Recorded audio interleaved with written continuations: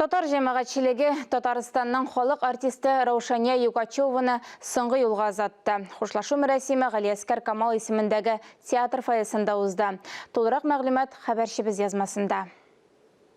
Халкыбызның сөйкеле артисткасы, Татарстанның халык артисткасы Раушания Юкачеваның якты истәлеге безнең күңелләрдә мәңге саклана.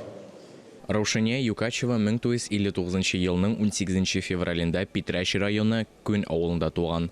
Казан театр училищесын тәмамлагач, ул Әлмәт театрында эшли башлый. 1983 елда Камал театрына күчә.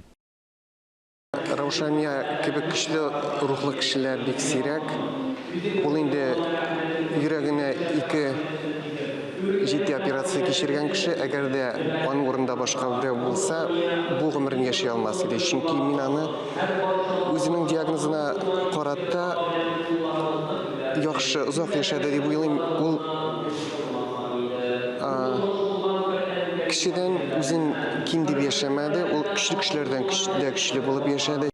Театрның бүгенге репертуарында зур уңыш белән барган Гыргыри кияүләрендә Кәтернә, Ак калфагым төшердем кулдан спектаклендә Клара Измайлова, Исәнмесездә Хәнифә рольләре аның иҗат биографиясендә генә түгел, татар театр сәнгате тарихы битләрендә дә күренекле урын алган гүзәл образлар булды. Раушания безнең театр дөньясында бик зур эш эшләде. Менә дигән артистка yaşağında tüm rollerde oynadı. Zülfiye'de mesela Zülfiye, bir spektakl var idi. Şemsi Kamer'da Şemsi Kamer.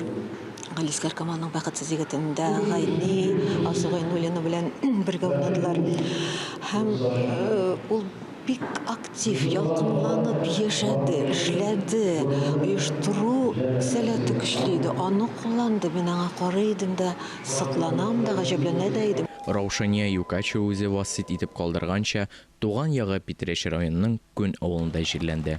Искәндәр Гамалдинов, Ирек Хәмидуллин, Татарстан ялыклары.